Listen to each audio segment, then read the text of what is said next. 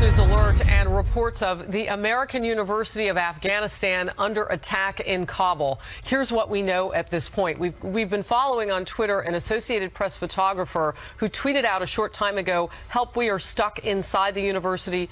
And shooting followed by explosion. This may be my last tweet. We do know that security forces are at the American University there in Kabul, and that they are reporting that they are going through trying to assess what has happened after reports of shots fired. This has been going on for more than an hour at this point, and the reports growing about how many people might be there. But just a couple of details. This university estimates that it has at some point 1,700 students enrolled there. We don't know how many would be on campus at this point. We can tell you it was about a decade ago that they built this school, and that it was one of the areas where they wanted Americans to try to go and establish, if you will, a presence. And so this would be considered a prime target if you are a militant, and that's what we're being told is happening at that complex right now, that potentially militants have hit this American university in Afghanistan. We don't have any other eyes on the ground right now. As information comes in on this, of course, we'll bring it to you. But I want to direct your attention to the right of the screen. That is the first image that we have gotten, and you see the black billowing smoke coming up from part of that complex there. And, you know, normally when something like this were to happen and something's under attack in the United States, we would get some notification that something's on lockdown or the procedures. Procedurally, we're not being told a lot here. We'll stay on the story. We'll bring you the details as we learn them. American University of Afghanistan, AUAF, today in the news. And another Fox News alert, this one in Italy. Witnesses calling what just happened to their homes in their town apocalyptic. A 6.2 magnitude earthquake hit central Italy while people were sleeping overnight. 3 towns bore the brunt of the quake's power. People felt it as far away as Rome, some 80 miles away. At least 73 people are dead, with that number now expected to rise as rescuers are tracking the sounds of people trapped beneath their crumbled homes. Amy Kellogg joins us live with the news from one of those towns that was wiped out. Amy? Harris, I'm standing in front of the Sant'Agostino Church. The tower is still intact, remarkably, but you can see that there is rubble all around it. In fact, the 2 main churches in the town of Amatrice have bell towers that remain intact, one of them capturing the moment that the earthquake struck very eerily, keeping that watch forever, that clock forever at 3 minutes, 3 o'clock. 3:36, and but around you can see there's rubble everywhere, and apocalyptic is a very fitting term for the scene. This is a town that dates back to the 12th century and has all sorts of monuments and churches and historic buildings, and they are all gone. The mayor said that first thing this morning, and he was not exaggerating. Hundreds of people are thought to be wounded, on top of the 73 confirmed dead. Many more may be injured. The mayor said that he was quite pleased with the emergency response team, it being August, the middle of the summer. This is a time when Italians are hard to reach, but they came from all over to these towns with their heavy equipment, and he said the equipment was sufficient, but the situation is still incredibly dire. And the rubble, I think you can see this behind me, Harris, is in very small bits. It's very fine, and that obviates, that sort of cancels out the possibility of having these air pockets you often hear about when there's an earthquake and collapsed buildings. Children have been killed. Elderly have been killed. Thousands of people are left homeless, which is sort of the day 2 aspect of this story. And tent cities are being set up all around central Italy to try to accommodate them. People are walking around this town in tears. You see grown men and women absolutely traumatized that this beautiful city with its mountains and lakes, the town for which the most famous pasta dish around Rome, Amatriciana, was named, is now gone forever. Harris, back to you. Amy Kellogg, thank you very much. This is Outnumbered. I'm Sandra Smith. Here today, Harris Faulkner, co-host of After the Bell on Fox Business. Melissa Francis is here, radio talk show host Meghan McCain, and today's #OneLuckyGuy, the senior writer for this Weekly Standard. Stephen Hayes is here, and he is outnumbered. It is good to have you on a busy day. It's good to be back. Yeah, lots of news. All right, a lot going on. We're going to get right to it. If you were a private citizen or worked outside the government and met with Hillary Clinton during her time at the State Department, the chances are good that you donated to her family charity. That's the stunning conclusion, according to a new report from the Associated Press. The folks at AP finding that more than half of the people from private interests who met with Clinton while she was serving as America's top diplomat coughed up some serious dough to the Clinton Foundation. The reaction from Republicans, furious. RNC Chair Reince Priebus, like Donald Trump the day before, calling for a special prosecutor to look into the appearance of pay to play. And the GOP nominee himself says these latest revelations show a State Department that was up for sale. The new revelations about Hillary Clinton's email scandal make clear we have only seen the tip of the iceberg. It is impossible to figure out where the Clinton Foundation ends and the State Department begins. It is now abundantly clear that the Clintons set up a business to profit from public office. But the Clinton camp firing back. They're calling the AP report flawed. And campaign manager Robbie Mook accusing the news agency of being selective in its facts. By our count, there were over 1,700 other meetings that she had. She was Secretary of State. She was meeting with foreign officials and government officials constantly. So to pull all of them out of the equation, cherry pick a very small number of meetings is pretty outrageous.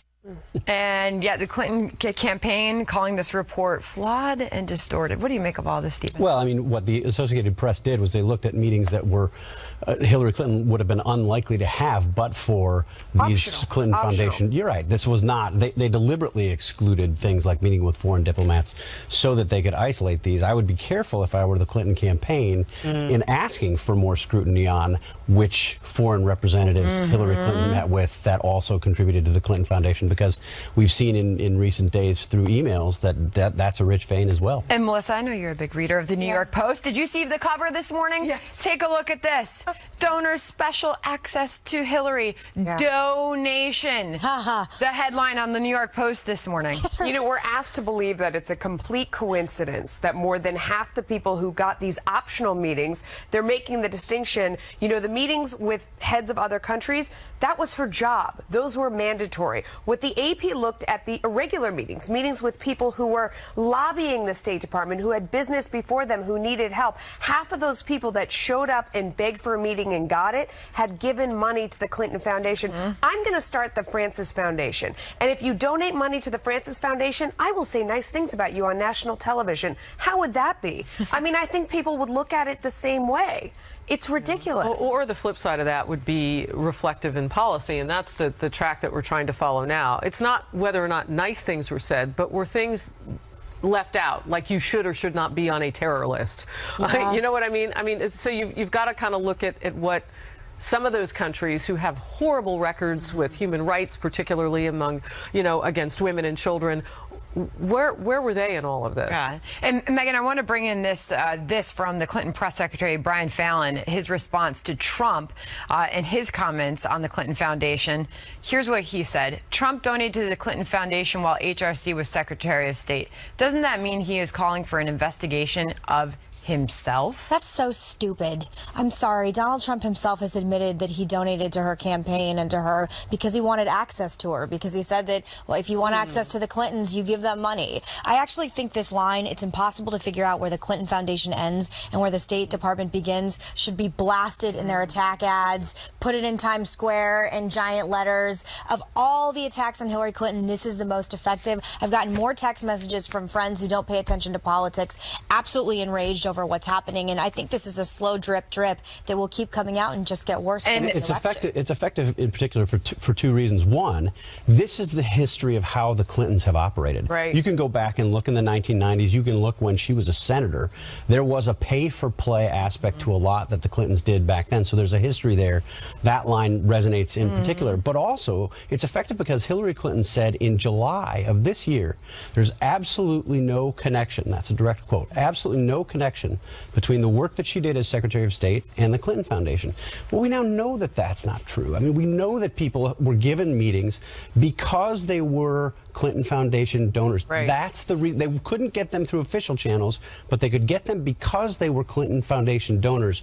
We know that's the case with a number of people. The question is how many and what else did they get? And so now Reince Priebus, the RNC chairman, he is calling on Hillary Clinton and her team to hold a press conference to address all of this in the foundation scandal, and highlighting in the press relief where he's calling for her to do this, the streak of 263 days, Harris, where she has still not held a press conference. Well, and what's interesting about that is that would have the specificity of this issue, which is, you know, at least at most news conferences, you might get a couple of softballs. Now they're all going to be coming across the plate with a lot of speed. So we'll see if she would ever answer back. How many days? 263. Okay. We want to get back to our top story now and update you on the situation as we're learning more in Kabul. The American University of Afghanistan, we're told, is under attack. The police force, the Kabul's Rapid Reaction Police Force says, quote, "We are dealing with a complex attack inside the American University. Special forces en route." We have not heard of any confirmed reports of injuries or worse in all of this. But again, claims of estimated 1,700 students enrolled there. This is two of the employees were told, an American and an Australian, two of the employees there were kidnapped at gunpoint in the capital, Kabul, by men in military uniforms as they traveled between the campus and their home. That was back on August 7th. So this area has been in the news in recent weeks, but now we are told suspected militants are hitting the American University under attack in Kabul. We'll update you as we learn more. Stay close.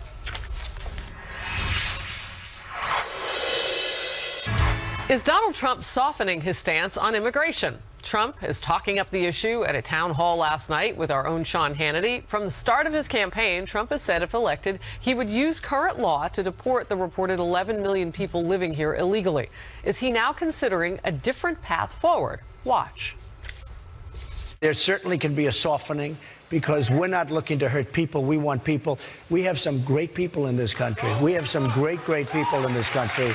So, but we're going to follow the laws of this country. And you know, we have what people don't realize, we have very strong laws. And I've had very strong people come up to me, really great people come up to me, and they've said, "Mr. Trump, I love you. But to take a person that's been here for 15 or 20 years and throw them and the family out, it's so tough, Mr. Trump." I mean, I have it all the time. You know, it's interesting, Sandra. I have looked back at some of the things that were quoted that he said, and actually what he said has been all along using the current law, but really using it. And the nuance now is that he's also saying that he's going to do these other things along the way. How do you see this playing out among his staunch? Well, I think the core question to ask is, can he soften his stance without alienating his core base while extending his reach out to still unsure voters and moving more to the middle? Yeah, I think it's a big lift. You're going to have some of his core supporters who supported him because of his strong stance on immigration. And he did talk in November of 2015. I mean, he said he was talking about a deportation force, so that people would be rounded up and deported.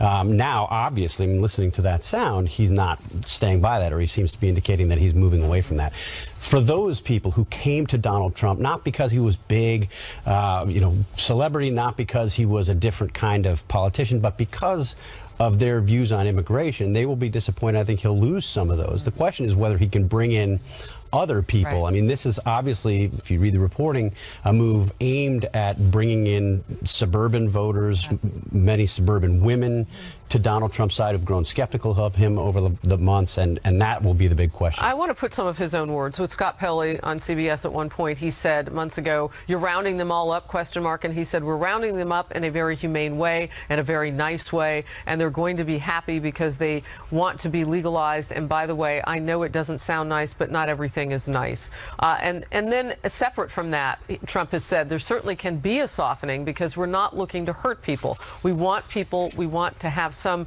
great people in this country. So he is moving toward a different spot, wouldn't you say?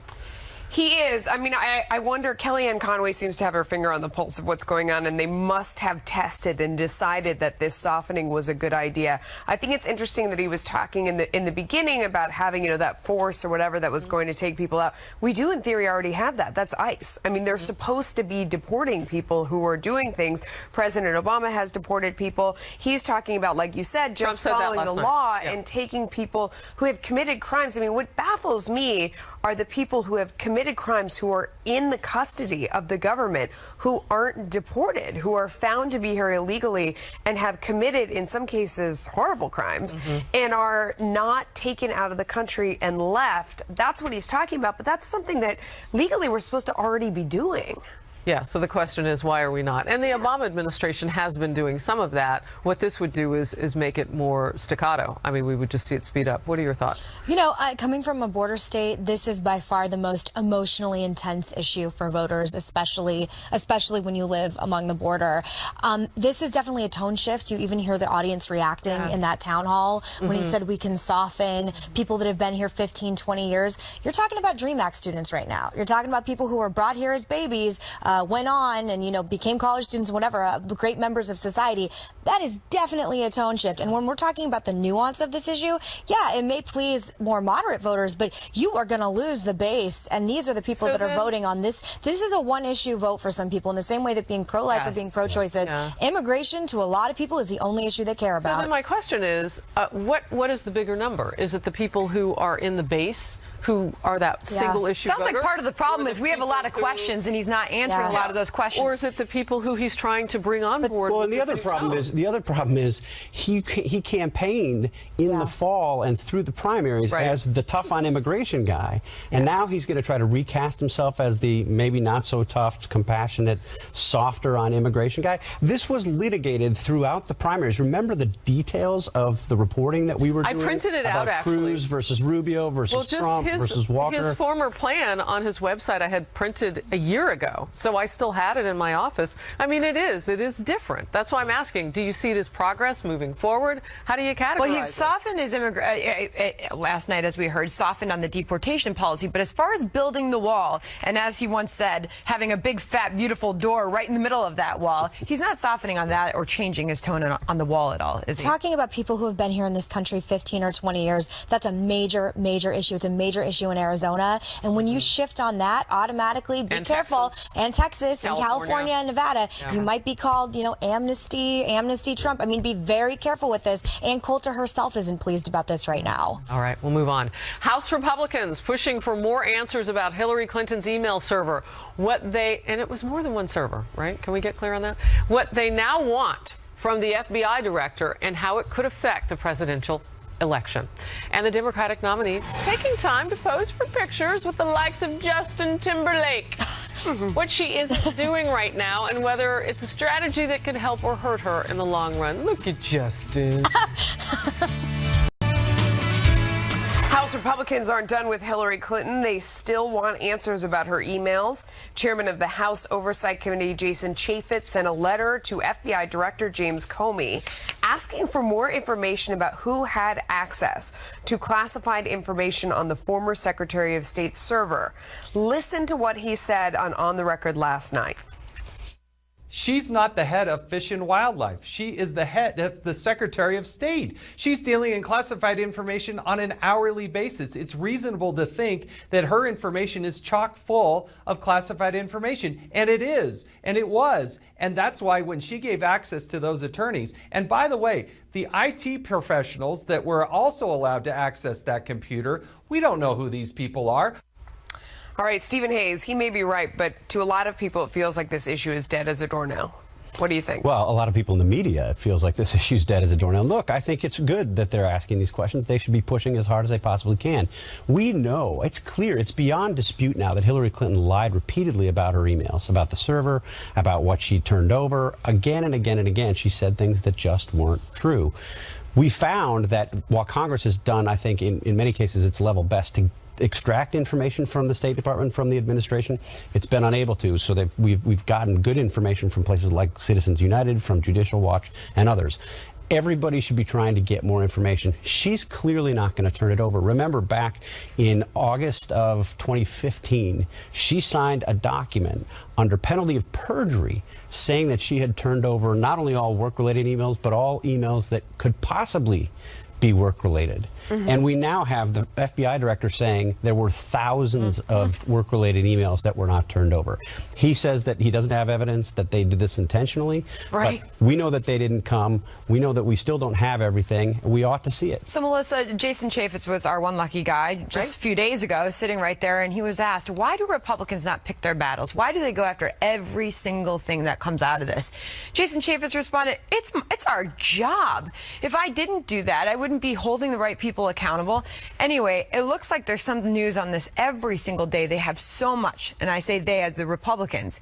Why is it that they can't make a clearer case against Hillary Clinton and put that in front of voters? I do think a big part of it is that journalists just aren't interested. I mean, a lot of mainstream media reporters, it's a complicated story. They sort of shrug it off and think we know everything. I mean, there was a reporter on Special Report with me who writes for the Washington Post, good reporter, Ann Gearan, back at the beginning of the new year, who said she was sick of the email stories.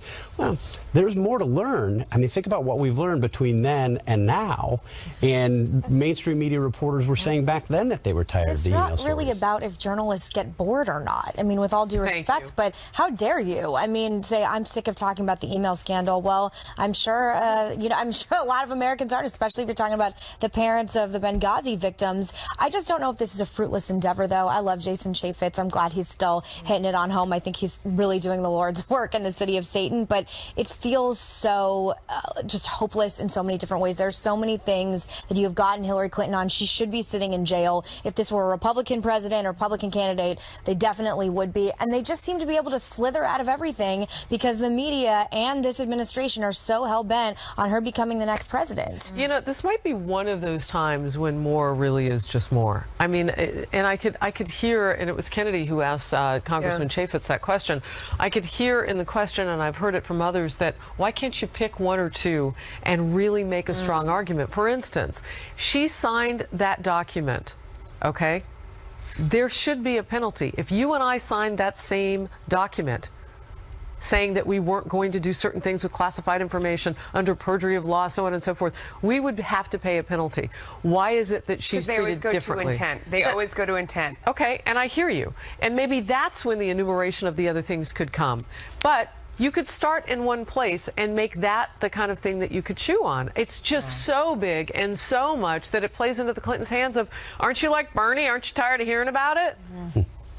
Well, I'm not tired of hearing about it. All right, a new poll showing Americans feel less safe than they have in a very long time. According to the Chicago Council on Foreign Affairs, 42% of Americans feel the country is less safe than it was before the terrorist attacks on September 11th, 2001. Wow. Only 27% felt that way in a 2014 survey. The same survey also finding that 89% believe terrorism will likely be a part of life in the future. That's also up from a similar survey done in 2013.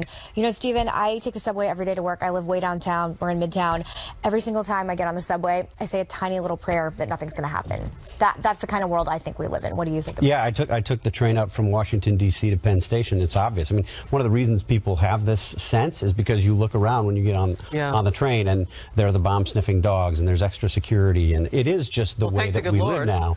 Yeah, exactly. But, I mean, I think, you know, this goes in part to policy, to administration policy. And it explains to a certain extent the disconnect that the American people feel when the President of the United States says again and again and again, we're winning, we're ahead here, we're making progress. ISIS is on the run, Al-Qaeda has been defeated. people don't feel that every day, in part because of what they see around them. Yeah. And then you have these random attacks in random places, some of them lone wolves, some of them with connections to foreign entities.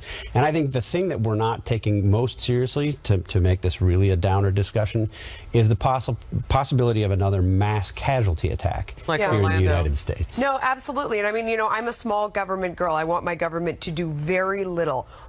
Basically, the only thing I want them to do is national security. I mean, they're supposed to be keeping the citizens safe at home and abroad, keeping us safe from terror, keeping law and order on the streets. That's one of the few things that is better done by the collective. They are struggling to do it right now. A lot of people feel like they're more vulnerable than they've been before, and I'm among them. Yeah, well, every time something happens, I mean, the president talks about what. Well, a lot of times it toggles to the gun control issue. But when it doesn't go there, he's not saying those words of, I feel your pain. I know why you may feel afraid. I really do get it. And I want to tell you why you can sleep easier tonight. I want to tell you what I'm going to do. Yeah. Yeah, I don't hear that from him. Well, and remember in his interview with Jeffrey Goldberg of The Atlantic, this was, I think, about a year ago, the president really mocked the idea that we're any less safe and said, really, you just hear about it more on the news, but we're not really less safe. And I think it's a terrible... And they're not, JV. This report out of the Chicago Council, it's important to point out that there was a split with the parties and their assessment of the threat of Islamic fundamentalism. 75% of Republicans said it was a critical threat, while 49% of Democrats did. That's a major difference in how we see the world and how we see the threat. Well, remember in the Democratic debates, there was a time when both Bernie Sanders and Hillary Clinton were asked to name the top 3 priorities, the things that they would do first. And neither of the leading Democratic candidates mentioned anything having to do with national security or Islamic terrorism. Yes, and every single Republican would have had that in his or her top. So those 49% are not just people who are in the Democratic tent. They're actually a few of the polls holding up the tent. Like, they're really believing it. Yeah, there's also a rhetoric. I mean, when you're talking about just how the president speaks about it, I love President Bush. One of the things he used to say is we're going to smoke him out and get him dead or alive. And I just like sort of an old school cowboy way where you're as angry at these people as I am, and we're going to exhaust everything we possibly can in order to keep this great country. Joe Biden said we're going to follow him till the gates of hell. I mean, you do have some of that in the Democratic Party. You know, Joe Biden's not the president. Well, I was just going to say it's not Obama, and it's not Clinton. Yeah. Anyway, all right, Hillary Clinton snapping photos with stars like Justin Timberlake, what some say she isn't making enough time for, and what it could mean for Donald Trump. We are awaiting a Donald Trump rally in the key swing state of Florida. The Republican nominee sticking to script recently, while Hillary Clinton hasn't held a presser in nearly 9 months. But she has found time to hold fundraisers and take sweet pictures like this with celebrities. Like this one right there. That's Justin Timberlake. And what's his beautiful wife's name? Jessica Biel. Look, Hillary Clinton's so fun. Well, and she did make time over the weekend to attend this fundraiser at their home. Yeah.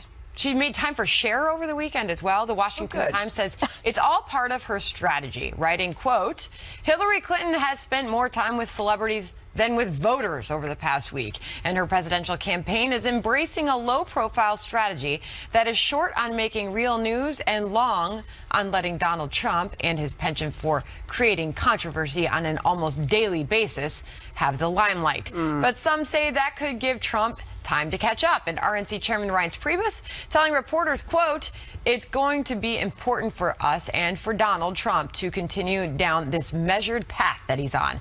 And if he does that, I think he's going to be tied or ahead at or just after Labor Day. All right, so I'm sure, Melissa, you have a comment first on the way Hillary is spending her time. I mean, you know, I would love to hang out with Justin Timberlake, too. I mean, I could bring sexy back. It looks fantastic. It looks like they were having a great time. I don't blame her for wanting to do that. I think that the tone actually has benefited Donald Trump. They've given him enough rope to hang himself. So far, it doesn't seem like he's done it. He's been out there doing more serious things. She's been raising even more money, which they're putting that money to good use. I mean, let's be honest. There are tons of attacks PAC ads out there, and the money is a good thing. So I don't think she's wasting her time. At the same time, it does feel like Trump is making progress. It's just a question of how much and how much time is left. Just juxtapose Trump going down to visit the flood victims in Louisiana, great point. and then her in Beverly Hills. There's already a stereotype among the majority of Americans that the only thing Democrats care about is celebrities and the coastal elites. I actually think this is completely tone deaf. I think it's bad for Justin Timberlake's career. Whatever you put out next, I'm not going to buy. Jessica Biel, same with you. You're out. Stop making it political. I'm not kidding. I have a serious problem with this. This is not about celebrity. It's not about looking cool. There are very serious issues facing this country. We're just talking about Islamic extremism and an attack in Afghanistan. But what an opportunity for Justin Timberlake, off subject. I mean, he's a Southern boy, right? Have a fundraiser for the people struggling down in Louisiana. I digress. That being said, it might be rough really backfire for Justin Timberlake and fans like Meghan, because they might not look like the optics of this. But is it an opportunity for Donald Trump? Should he be swinging harder while she's out there? I'm totally not buying another Justin Timberlake. my huge collection of Justin Timberlake. I've been to concert, so look, if you're Hillary Clinton, this is what you do. This is the way to run. I think your point is well taken, but think about what people are going to see. People who aren't paying attention to her email scandal. They're going to see her hanging out with these celebrities. They'll see those pictures everywhere. They're not going to look beyond that, and it does. I mean, we're making fun of the fact that it looks like she's trying to have fun with voters. No, Justin I don't think it moves the needle. I don't think it moves the needle, but I don't think it will be as negative to most voters as we might assume here in New York City. I won't even see Tom Hanks movies anymore. Like when they make it this political. The reality is people pay attention when there's a Kardashian or a fun celebrity attached to it. It's like getting a little fluff ball on your new purse. It's that attachment that makes it just that much better. What is that? Do I need one of those? You do. No, I got you covered. It's birthday or something coming. But the thing is, though, with Hillary Clinton, if you remember during the debates and during the primary season, she broke out with Kim Kardashian on social media. I mean, she does this to kind of change the subject, and she needs younger voters. I mean, I would imagine Jimmy Kimmel is not filled with those people that she's seeing sometimes on the stump that are not that younger. Yeah, but she's still got a big problem with millennials. They still overwhelmingly have split and gone to Jill Stein and Gary Johnson. I just think, I think if celebrity were the only thing that counted and this really helped, she wouldn't be struggling in the way that she is. And I think no matter who you are, when you're running for president, if you nationalize it and make it look like you only care about hanging out with Hollywood, it will affect you in a really negative way. I'm telling you, I'm not the only person that has a very adverse reaction to this type of thing. Well, it makes her look like she can dance. I have friends who say the only time they look like they have rhythm is in a still photo. And that's kind of where I put, certain people when they try to pose with a celebrity. It's like, oh, you kind of look like you're dancing. Yeah. All right. Well, so much for college students being allowed to think for themselves. Now a professor at a pricey school says Donald Trump is so beyond the pale, she doesn't need to present his views fairly in class. So colleges have been accused of pushing a liberal agenda for decades, but this may really be reaching a new level. Now an assistant professor at Gettysburg College in Pennsylvania says she won't even try to treat Donald Trump fairly in class, calling a Trump presidency unthinkable and unteachable. She said that in an op-ed. Kathleen Ianello writing, quote, "My approach for the fall semester will be boldly honest. It is a disservice to students to attempt to provide balance when I know that balance is an offense to the truth." The professor later telling the College Fix website that all students will have a voice in her classes. Wow. A sentiment echoed by a spokesperson for the $63,000 a year college, which is standing behind the professor. Wow. So Harris, the real problem with this is she said she can't teach Trump. She's talking about his intolerance, and then she's intolerant of other people's point of view. She's been described as intimidating if you lean right, a person who gives conservatives in her classroom a hard time. If you're a right-winger, this is a student writing this, be prepared to walk into a brick wall whenever you enter her classroom. Wow. My cow patty meter just went to 10.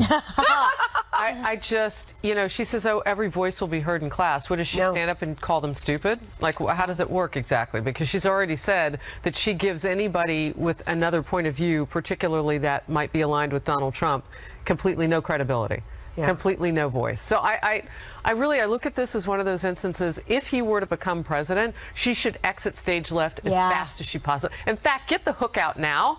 because she ought to be leaving anyway. What other things in her classroom does she not tolerate? Let me tell you. I'm talking right to her now. Let me That's tell you what ridiculous. she doesn't tolerate. When discussing Social Security debt, this is a student, they said, I voice concern that there are trillions of dollars in debt. We are. A number that can be confirmed by numerous government agencies. She suggested that she couldn't be completely sure of the exact figure. It really depends what website you look at. Right. Effectively dismissing a larger argument that the amount of debt looming above millennials is a crisis level. That's not an opinion, Stephen Hayes. No. That's math. Yeah. And this is what drives me crazy about a lot of liberal ideology. She wants to dismiss the math and punish. She just forgot to take that class. Said it. Wasn't important. Yeah, she Right. sounds like She a didn't agree with it. closed-minded ideologue. The thing that struck me in reading that was one word in particular: unteachable. Yeah. Whatever you think about Donald Trump, I mean, I'm not a Donald Trump fan. I've been very critical of Donald Trump. This is such a teachable election. Totally. I mean, you know, I've used it to test some of the assumptions that I had coming into That's a great this point. election, to learn more, to ask myself, why are people flocking to Donald Trump in a way that I hadn't anticipated? And this is exactly what a teacher should be doing: get students to go beyond what they think they know, test their own knowledge. That's the purpose of going to college. But that's what I was going to say, is that if anything, this is a fascinating election just from a political science standpoint. You're talking about a populist candidate. You're talking about someone basically overturning what it means to be a Republican, changing the face of the Republican Party. How is that not going to be interesting or important for children to learn? Well, teenagers to learn. And then going forward, if they actually are interested in politics, if you actually don't learn about Donald Trump, it'll be a detriment to you going forward if you actually want to do something on a campaign. And Sandra, this is poli-sci 101. So it's not like this is some elective off on the side that you could avoid. I mean, this is the intro course to poli-sci that she's saying, if you want to learn about political science, I will not. And she's talk been a about teacher Donald there Trump. for years. And so what do you do, of course, as a student? You go look at ratemyprofessors.com, always a trusty resource. I love that website. What did you do? Fun. Well, no, so she's been described on there as intimidating if you lean right. Right. One student said she gives conservatives a hard time. Yeah. One student said, if you're a right-winger, be prepared to walk into a brick wall whenever you enter the classroom. There's a lot of comments like that. There are a lot on of there for her. professors like that, though. I'd love to say that No this was question. a singular incident, but I went to Columbia, and let me tell you, I mean, there's a lot of intolerance on college campuses. Go ahead. So I get all of that. Where are the parents? Yeah. I mean, somebody's paying that $63,000 a year, and they're not getting their money's worth. So where are the parents? Or are they just like this teacher? Well, you know, it is Let's a pray private for the school. children, shall we? It's a private school. It's a very expensive private school. They're So not if you getting a believe well-rounded in that education kind of in that classroom with her. Yeah, They're not. I mean, you vote with your dollars. I always say at the end of the day, if you don't like what this teacher is doing, do not But are pay the the money and parents send your paying attention? kids. Are they watching Melissa Francis right now tell them what's going on? I don't know. I know I will be when Or my is it kids just go so, to school and I is it pay just so commonplace now that it's sort of accepted that if you send your kids to college in general, any place, unless it's, I don't know, like someplace in the conservative But that's South. hostile talk that- right there. Yeah. Yeah. I mean, treating, as we've just said here, you know, treating certain students differently. It's also- Watch out, Harris Faulkner's going to show up in that Well, it's classroom. intellectually I dishonest. should. Me and as Jesse well. Waters. Come on, Jesse. Let's go to There you school. All right, I'm done. All right, there you go. It's your turn. All right. It's a campaign moment going viral. Donald Trump's running mate stopping into a local barbershop for a haircut. It happened yesterday, but it's what the barber said afterward that had some, well, cringing. We have it all next. Your hair's whipping. Awkward, right? Awkward moment for vice presidential nominee Mike Pence when he stopped for a haircut from a barber who apparently had no idea who he was. Happened during a visit in Norristown, Pennsylvania yesterday. The two were talking about their families and football for 25 minutes as the cameras captured the whole thing. As it turns out, the barber didn't recognize the man sitting in his chair. Your name, Warren? Mike Pence. Mike Pence. Yes, sir. I'm the governor of the state of Indiana. I'm running for vice president of the United States. Go ahead, man. Vice president? Yes, sir. Yes, sir. Oh, boy. I'm running with Donald Trump, so I'm his running mate. Go ahead, man. Surprise! Very sweet, very humble. What do you think? We have haircut truthers here. I mean, how was it that there was a whole camera crew there? Oh, you and don't that they, believe it was did real? the advance, and this guy didn't have you any never idea? know. I mean, not like he should know. Yeah. I I could see that. So I could almost see it like they told him somebody special was coming, like the vice president or whatever. They sat him down, and he didn't recognize him in his chair, and he's still waiting for the guy that he's supposed to be doing it for. So you thought this was just another guy? When I saw, so I hear you when they describe the story, but when you saw the video, it's you real. didn't believe that little guy. No, I mean it may have been the case, but how was it that Pence gets in the chair? I mean, I'm not suggesting this guy should have known who Mike Pence is, clearly, but he gets in the chair to do the surveillance work, and nobody says anything to him about it? The one thing I will say is people recognize my dad a lot, and they're always like, "Who are you?" And he says, "I'm Al Gore," all the time, like as a joke. And I think people like recognize politicians, but they don't know who they are. So I can actually see they lie happening. that John McCain is Al Gore all when the he's time. getting his haircut. You're kidding Not me. when he's getting his haircut, just That's like at the hilarious. movies the other day. They were like, "Who is he?" And I'm like, "Al Gore." Why did he like, pick "I'm Al Gore out of all people? I don't know. He always says Al Gore though.